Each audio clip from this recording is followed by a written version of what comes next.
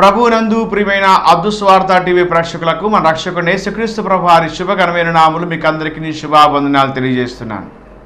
ప్రియ స్నేహితులారా, ఇక మంచి సమయంలో దేవుని యొక్క వాక్య భాగంలో నుంచి హోషేయ గ్రంథం 14వ అధ్యాయం 1 నుండి 5 వచ్చినటువంటి భాగాన్ని సమయంలో ధ్యానం చేసుకుందాం.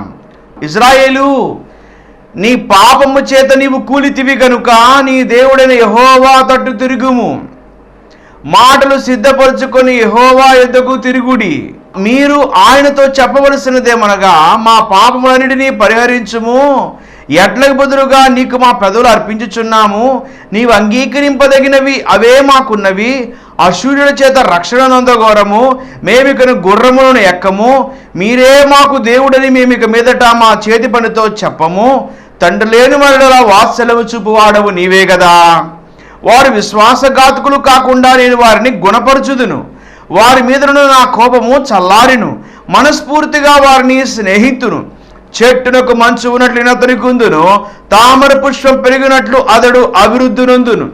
లెబానోను పర్వతము దాని వేళ్లు తన్నునట్లు వారు తమ వేళ్లు తన్నుదురు. అతని కొమ్మలు విశాలముగా పెరుగును. ఒలివ చెట్టును కలిగిన సౌందర్యం అతను కలుగును. లెబానోనుకున్నంత సువాసన అతనికి ఉండును. దేవునికి స్తోత్రం. క్రీస్తునందు ప్రియ సహోదరుడా సహోదరి, యొక్క మంచి సమయంలో దేవుని యొక్క వాక్య భాగంలో నుంచి దేవుని తట్టు తిరుగుము అనేటువంటి అంశం మీద కొద్ది నిమిషాలు దేవుని యొక్క వాక్యాన్ని ధ్యానం చేసుకుందాం. సహజంగా మనకి కష్టము, బాధ, వేదన, దుఃఖము, బరువు, భారాలు, ఇబ్బందులు, శ్రమలు, సమస్యలు వచ్చినప్పుడు ఆయన మందిరంలోనికి వస్తాం, మొరపెడతాం, ఉపవాసాలు ఉంటాం, కన్నీళ్లు విడుస్తాం, కృంగిపోతాం, అయ్యా అయ్యా అయ్యా అంటాం. బీదలుగా, దీనులుగా, ఇంకా గోనె పట్ల కట్టుకొని, ఇంకా 10 మంది ఉన్నారు, నెత్తి మీద ధూళి పోసుకొని లేదా బూడిద పోసుకొని ఏడుస్తూ ఉండేవారు అనేక మంది ఉన్నారు. సహజంగా మనం చేయవలసిన పని మన బలహీనతలను విడిచిపెట్టాలి. దేవుని తట్టు తిరిగేటప్పుడు ఆయన పరిశుద్ధుడు, నిష్కల్మషుడు, పాపంలో చేరక ప్రత్యేకించబడిన వాడిన గొప్ప ప్రధాన యాజకుడు. ఆయన దగ్గర మనం చేయవలసిన పని ఏమనంటే, మన వస్త్రాలను చించుకోవటం కాకుండా మన హృదయాన్ని సరిచేసుకొని ఆయన దగ్గర మనం నిలబడాలి, ఆయన తట్టు తిరగాలి. వాక్యంలో మనం గమనించినట్లయితే జకర్యా గ్రంథం 1వ అధ్యాయం 3వ వచనం, కాబట్టి నీవు వారితో ఎట్లనము, సేనాధిపతి యెహోవా సెలవిచ్చినదేమనగా, మీరు నా తట్టు తిరిగినలా నేను మీ తట్టు తిరుగుదునని సేనాధిపతి యెహోవా సెలవిచ్చుచున్నాడు. ఇదే సేనాధిపతి యెహోవా వాక్కు. మీరు నా తట్టు తిరిగితే నేను మీ తట్టు తిరుగుతాను. మనం ఆయన తట్టు తిరగాలి. ఆయన తట్టు తిరిగి ఆయనతో ఏమి చెప్పాలో, ఏ విధంగా ప్రార్థించాలో, ఏమేమి ఒప్పుకోవాలో కూడా చాలా వివరంగా హోషేయ భక్తుడు మనకు గుర్తు చేస్తాడు. ఆ వచనాన్ని గుర్తు చేసుకుంటున్నాం. ఇజ్రాయేలు, నీ పాపము చేత నీవు కూలితివి. ఒక కనబడిన శత్రువుతో మనం పోరాడుతున్నాం. ఈ కోవిడ్ సెకండ్ వేవ్తో అనేక మంది నష్టపోతున్నారు, జారిపోతున్నారు, కనుమరుగైపోతున్నారు. కారణం మన బలహీనతలు, కారణం మన యొక్క దుర్మార్గపు క్రియలు, కారణం ఆయన్ని విడిచిపెట్టడం. వాక్యలో మనం గమనిస్తాం. కీర్తన గ్రంథం 16వ అధ్యాయం 3వ వచనంలో, ఆయన భక్తులు శ్రేష్ఠులు, వారు ఆయనకి ఇష్టలు, కానీ ఆయనను విడిచి వేరొకరిని అనుసరించువానికి, యెహోవాను విడిచి వేరొకరిని అనుసరించువానికి శ్రమలు విస్తరించును. ఎందుకు ఈ విలయ తాండవం? ఎందుకు ఈ భయంకరమైనటువంటి వ్యతిరేకతలు? ఎందుకు ఈ నష్టం? అంటే ఆయన విడిచి వేరొకరిని అనుసరించటం. వేరొకరిని అనుసరించటం అనగా మన కోరికలకు అనుసరించి మన ఇష్టానుసారంగా బ్రతకటం. ఒకని ఎదుట యథార్థమైనదిగా కనబడు మార్గము కలదు, తుదకది మరణమునకు త్రోవ తీయును. నాశనమునకు ముందు గర్వము నడుచును, పడిపోవుటకు ముందు అహంకారమైన మనసు నడుచును. ఎంత ఘోరం ఆలోచించండి. ఆక్సిజన్ అందడంలా ఎంత ఘోరమైనటువంటి విపత్తును మనం చూస్తున్నాం. ఈ సమయంలో పరిశుద్ధాత్మ దేవుడు మనకు గుర్తు చేస్తున్నటువంటి మాట, మీరు ఆయన తట్టు తిరగండి. ఆయన తట్టు తిరిగి ఆయనతో ఈ విధంగా మీరు చెప్పండి. ప్రియ సహోదరుడా సహోదరి, కోపగించుకోవద్దు. అన్యదా భావించొద్దు. ఒక దేవసేవకుడుగా, సహోదరుడుగా నేను మీకు ప్రేమతో చేతులు జోడించి వినయముతో తెలియజేసేటువంటి మాట, ఆయన తట్టు తిరగండి, ఆయన మీ తట్టు తిరుగుతాడు. సమస్తము సమకూడి జరిగింపచేస్తాడు. ఆయన తన భక్తుల ప్రాణమును కాపాడుతున్నాడు. ఆయన తన భక్తులను విడిచిపెట్టేవాడు కాదు. తన ప్రజల పట్ల గొప్ప ప్రణాళిక కలిగినటువంటి వాడై ఉన్నాడు. 94వ సంకీర్తనలో చక్కని మాట మనం చూడగలుగుతాం. 94వ సంకీర్తన 14వ వచనం, యెహోవా తన ప్రజలు ఎడబాయువాడు కాదు, తన స్వాస్థ్యమును విడనాడు వాడు కాదు. 97వ సంకీర్తన 10వ వచనం, యెహోవాను ప్రేమించు వారులారా చెడుతనం అసహించుకొనుడి, తన భక్తుల ప్రాణములను ఆయన కాపాడుచున్నాడు, భక్తిహీనుల చేతిలో నుండి ఆయన వారిని విడిపించును. నమ్మండి మాట. కాబట్టి మనం మన పాపముల చేత ఆయన్ని ఆయాస పెట్టాము కనుక, దేవుని నామాన్ని దుఃఖపరిచాం కనుక భయంకరమైన శ్రమను ఎదుర్కొంటూ ఉన్నాం. వీటి నుంచి మనం విడుదల పొందాలి అని అంటే, ఇజ్రాయేలు నీ పాపము చేత నీవు కులితివి కనుక నీ దేవుడిని యెహోవా తట్టు తిరుగుము, దేవుని తట్టు తిరగాలి. నెంబర్ 1. నెంబర్ 2, ఆయనతో కొన్ని మాటలు మనం తెలియచేయాలి. మాటలు సిద్ధపరుచుకొని యెహోవా తట్టు తిరుగుడి. మీరు ఆయనతో చెప్పవలసినది ఏమనగా ఏమని చెప్పాలో చెప్తున్నాడు. మా పాపములన్నిటినీ పరిహరించుము ఆయన అడగాలి. దేవుడు మనకు చక్కని వాగ్దానాన్ని చేస్తాడు. యెషయా గ్రంథంలో చాలా వివరంగా ఆ మాటలు మనం కూడా గమనించగలుగుతాం. యెషయా గ్రంథం 1వ అధ్యాయం 18వ వచనం, యెహోవా మాట సెలవిచ్చుచున్నాడు, రండి మన వివాదము తీర్చుకొందుము, మీ పాపం రక్తం వలె ఎర్రనివైనను అవి హిమం వలె తెల్లబడును, కెంపు వలె ఎర్రనివైనను అవి గొర్రెబొచ్చు వలె తెల్లనివగును. మీరు సమ్మతించి నా మాట విన్నారంటే వినని ఎడలా భూమి యొక్క మంచి పదార్థాలు మీరు అనుభవిస్తారు. మీరు సమ్మతించక తిరగబడినడలా నిశ్చయముగా మీరు ఖడ్గము పాలగుదురు. యెహోవా ఇలాగునే సెలవిచ్చి ఉన్నాడు. ఆ ఖడ్గమే తెగులు, అదే విపత్తు. మనము సమ్మతించి ఆయన మాట విన్నప్పుడు ఆయన అంటున్నాడు కదా, మీ పాపం రక్తం వలె ఎర్రనివైనవి హిమం వలె నేను తెల్లపరుస్తాను, కేపు వలె ఎర్రనివైనవి గొర్రెబొచ్చు వలె తెల్లగా పరుస్తాను. మీరు సమ్మతించి నా మాట మీరు వింటే భూలోకంలో మంచి పదార్థములు మీరు అనుభవిస్తారు. శ్రేష్టమైనటువంటి వాటిని మీకు అనుగ్రహిస్తాను. మంచి గోధుమతో మిమ్మల్ని తృప్తిపరుస్తాను. కొండ తేనెతో మిమ్మల్ని తృప్తిపరుస్తాను. 91వ కీర్తన 14, 15, 16 వచ్చాను మనం చూస్తాం కదా. ఏమి అంటే, అతను నన్ను ప్రేమించిన అతన్ని నేను తప్పిస్తాను, అతను నా మెరిగిన వాడు అతను ఘనపరుచుదును, శ్రమలో తిరిగి తోడయ్యుందును, అతను విడిపించి గొప్ప చేయుదును, దీర్ఘాయుష్య తృప్తిపరచుదును, నా రక్షణ అతనికి చూపిస్తాను. ఎన్నో వాగ్దానాలు. మహోన్నతుని చాటులో మనం చోటు సంపాదించాలి. ఎంత కొరత, ఎంత నష్టం, ఆస్తి నష్టం ఒక పక్క, ప్రాణ నష్టాలు ఒక పక్క, ఎక్కడ క్షేమం లేదు ప్రియులరా. భయంకరమైనటువంటి క్షామం అనుభవిస్తున్నాం. ప్రపంచమంతా గొగ్గోలు పెడుతుంది.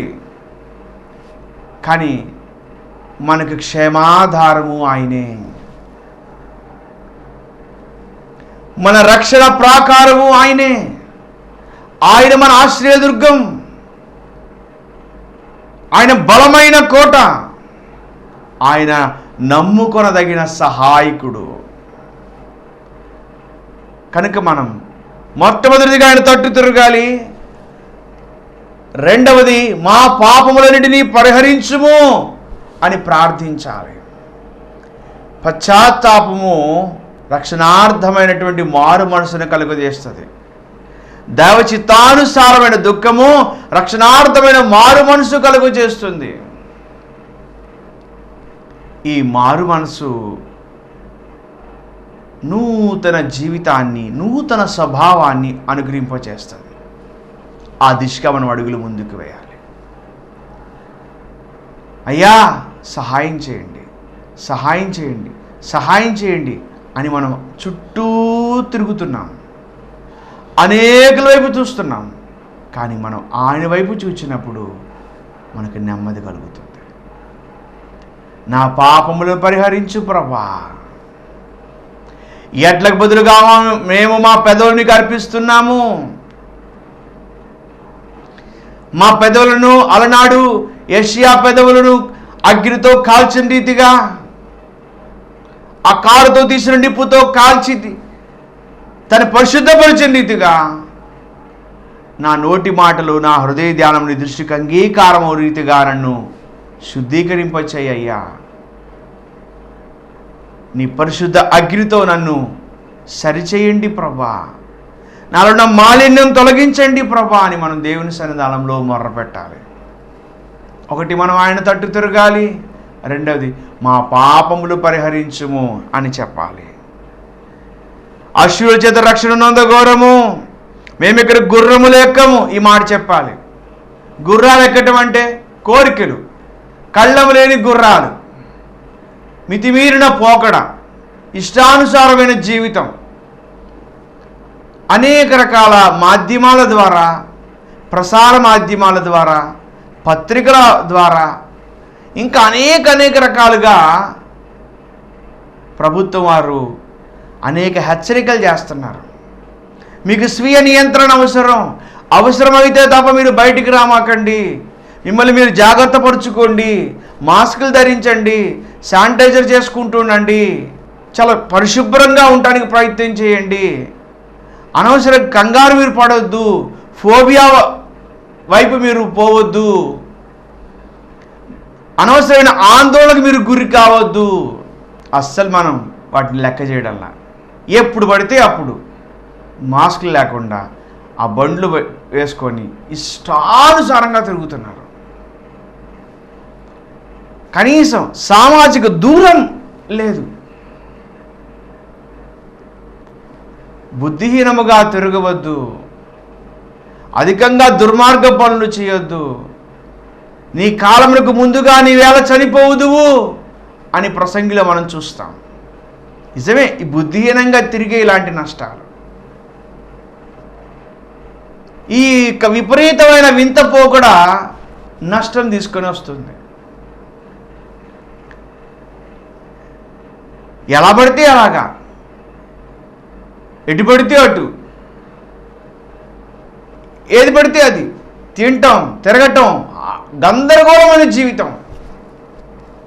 అందుకే నష్టం చాలా తీవ్రంగా ఉండింది. అందుకనే దేవాదేవుడు ప్రవక్త యెషయాతో కూడా చెప్తాడు, మిగిలిన శేషము కొరకు హెచ్చుగా ప్రార్థించు. నష్టపోతున్నారు, అనేక మంది జారిపోతున్నారు. ఇక చనిపోయిన వారి గురించి ఏడవద్దు. 22వ అధ్యాయం 10వ వచనంలో చూస్తాం ఇర్మీయా గ్రంథంలో. ఇక చనిపోయిన వారి గురించి ఏడవద్దు, ఆ చావుకు సిద్ధమవుతున్నటువంటి వారి కొరకు రోధించండి. మళ్ళీ వాడు తన జన్మభూమిని చూడలేడు. కళ్ళం లేని గుర్రాలు ఎక్కి వెళ్ళిపోతున్నారు ఈనాడు అనేక మంది. యెషయా గ్రంథంలో చాలా వివరంగా మాట ఒకసారి చూడగలుగుతాం. చూడండి, యెషయా గ్రంథం 30వ అధ్యాయం 15 నుంచి 18 వచనాలు. ప్రభువు ఇశ్రాయేలు పరిశుద్ధ దేవుడైన యెహోవా ఇలాగ సెలవిచ్చుచున్నాడు, మీరు మరలి వచ్చి ఊరకుండుట వలన రక్షించబడెదరు. మీరు ఊరకుండి నమ్ముకునడం వలన మీకు బలము కలుగును. ఆయనను మీరు సమ్మతించగా, మనం రివర్స్ గేర్ కదా, వద్దు అంటే చేస్తాం కదా, అట్లు కాదు, మేము గుర్రములెక్కి పారిపోవుదాం అంటిరి, కాగా మీరు పారిపోవలసి వచ్చిన. మేము ఒడిగల గుర్రములెక్కి పోయిదామంటారే, మామూలు గుర్రాలు కాదంట, రేసు గుర్రాలు ఎక్కి వెళ్తాం అనుకున్నారంట.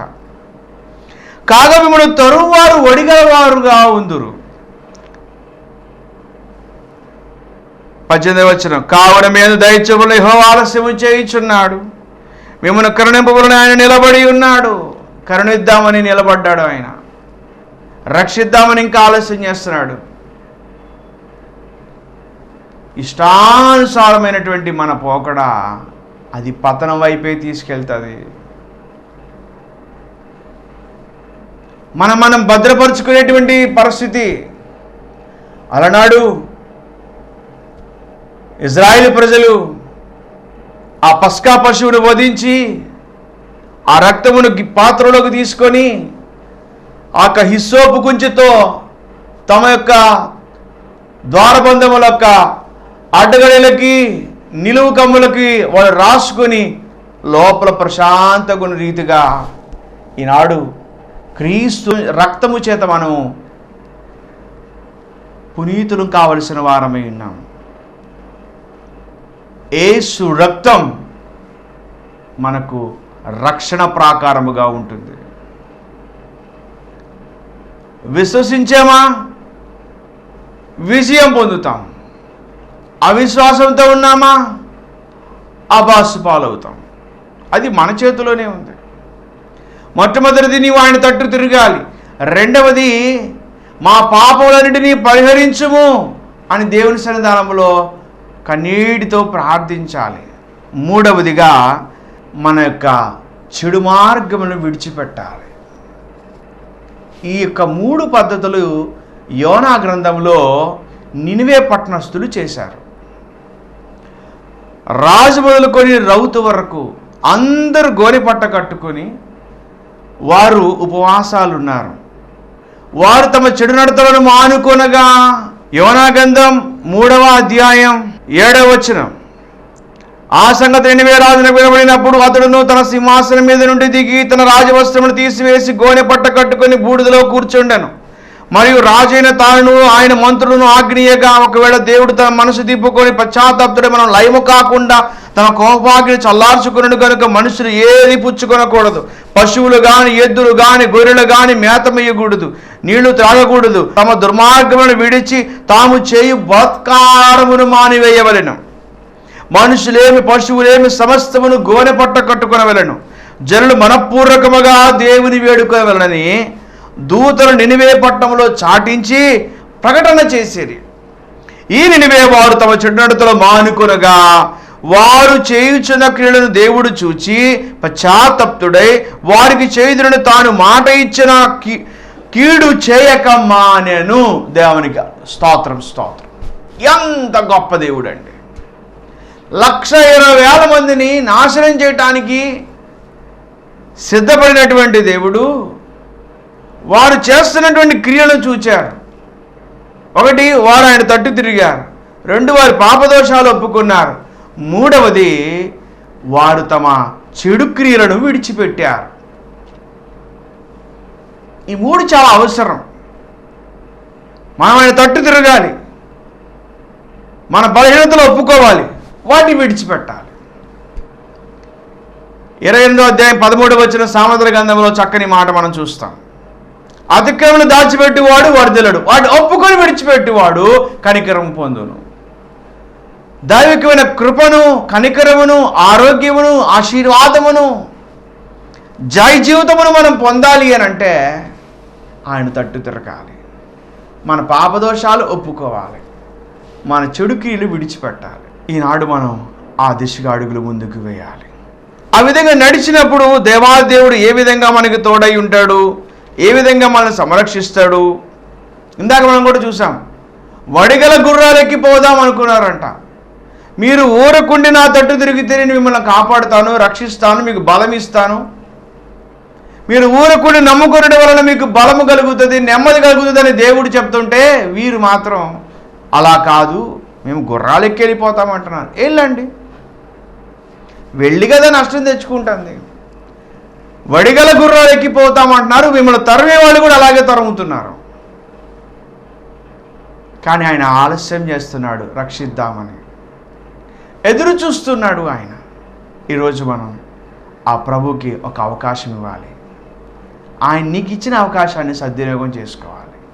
ప్రభా, ఇప్పటి వరకు అటు ఇటు తిరిగాను నేను, ఇప్పుడు తిన్నగా నీ తట్టు చూస్తున్నాను, నీ తట్టు తిరుగుతున్నాను. మీరు నా తట్టు తిరిగినలా నేను మీ తట్టు తిరుగుతున్నాన్నావు కదా, నీవు నాకు అవిముఖుడుగా ఉండొద్దయ్యా, నాకు దూరంగా ఉండొద్దు, మీరు నన్ను ఆదరించండి, ఈ విపత్కరమైన పరిస్థితుల నుంచి నాకు విడుదల దయచేయండి అని మనం దేవుని సన్నిధిలో ఆక్రోశించి ప్రార్థిద్దాం, రోదిద్దాం, కన్నీరు విడుద్దాం. తెలిసి తెలియక నీకు నాకు అడ్డుగా ఉన్నటువంటి ఆ అడ్డుగోడలను తొలగింపు చేయ, నా పాపదోషాలను మీరు తొలగించండి. యెషయా గ్రంథం 59:1-2 చూస్తాం. రక్షింపనేరకున్నట్లు యెహోవా హస్తము కొరచ కాలేదు, విననేరకున్నట్టు ఆయన చెవులు మందము కాలేదు. మీ దోషములు మీ పాపములు మీకును మీ దేవునికి అడ్డముగా వచ్చును గనుక ఆయన ఆలకించుకున్నాడు. ఈరోజు మనం మన దోష పాపాలు ఆయన దగ్గర ఒప్పుకోవాలి. అశ్వుల చేత మేము రక్షణ నొందగోరము. మా బంధువులు, మా బలగం, మా వాళ్ళు ఎవరు రావడం లేదు. ఎంత దయనీయమైన పరిస్థితులు ఆలోచించేయండి. ఆఖరికి చనిపోయినటువంటి మన వారి దగ్గరికి వెళ్ళే అవకాశం కూడా లేదు. ఆ అంత్యక్రియలు నిర్వహించుకునేటువంటి పరిస్థితి కూడా లేదు. సామూహికంగా కార్యక్రమాలు జరిగించేస్తున్నారు. ఎవరూ మనతో రారు, ఎవరూ మనకు ఏమీ చేయలేరు. కానీ సర్వదా సహాయము చేయువాడు, సదాకాలము తనతో కూడా తన స్వాస్థ్యమును అనుగ్రహించి తన రాజ్యములో చోటు కల్పింపచేయువాడు ఆయన ఒక్కడే. సదాకాలము నా గురిని నేను ఆయన వైపే కలిగి ఉన్నానంటాడు భక్తుడు.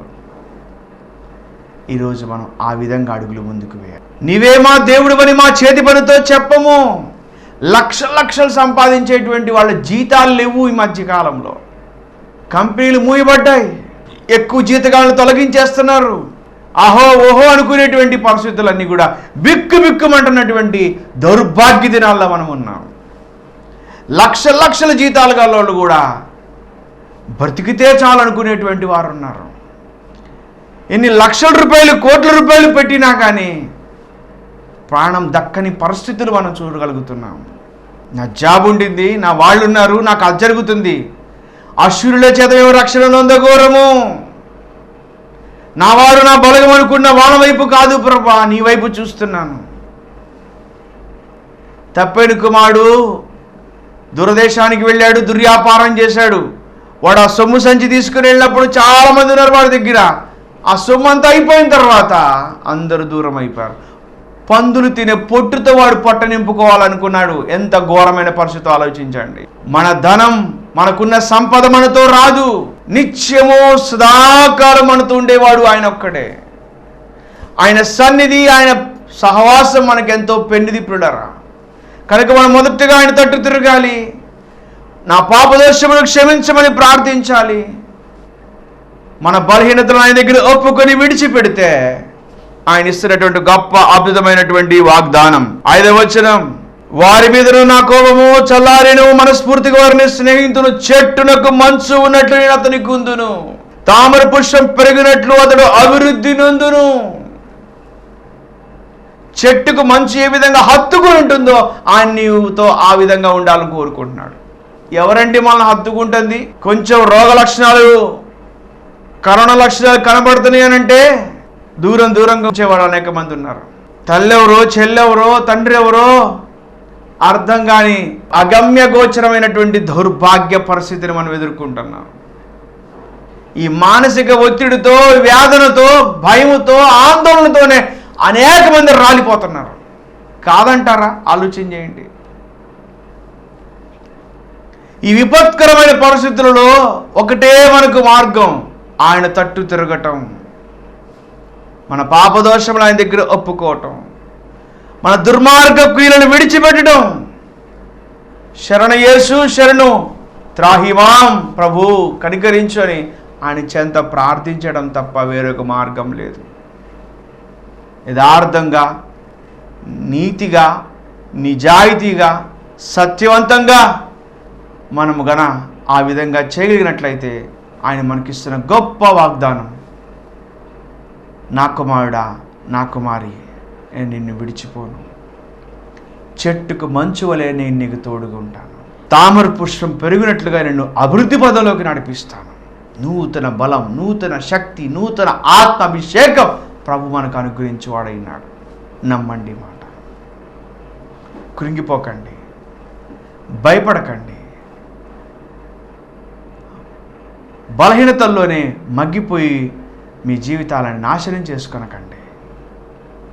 ఇంకా నిష్ఠూరాలు, ఈసడింపులు, సడుగుళ్ళు, గొడుగుళ్ళు విడిచిపెట్టండి. ఇకనైనా ప్రభు చెంతకు రండి. ఆయన సన్నిధానంలో ప్రార్థించండి.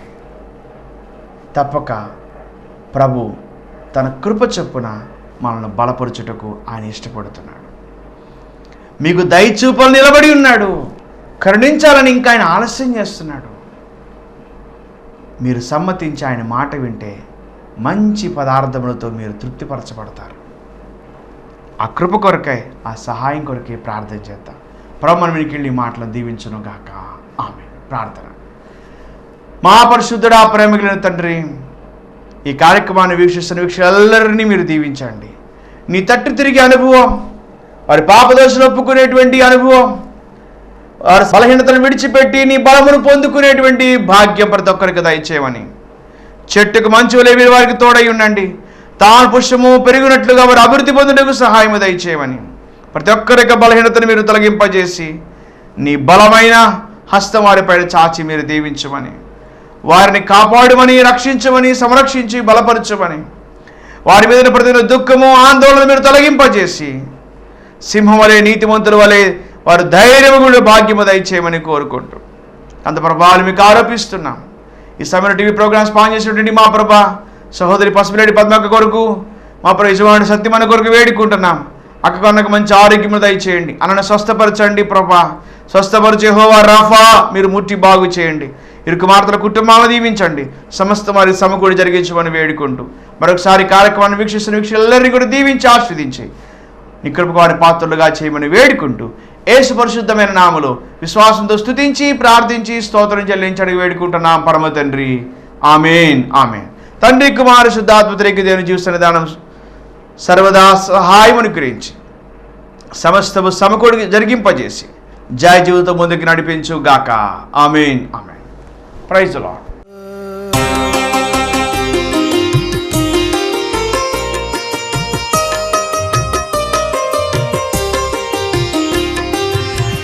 అద్భుత సువార్త, అద్భుత సువార్త, అద్భుత సువార్త, అద్భుత సువార్త, అద్భుత సువార్త, అద్భుత సువార్త, అద్భుత సువార్త,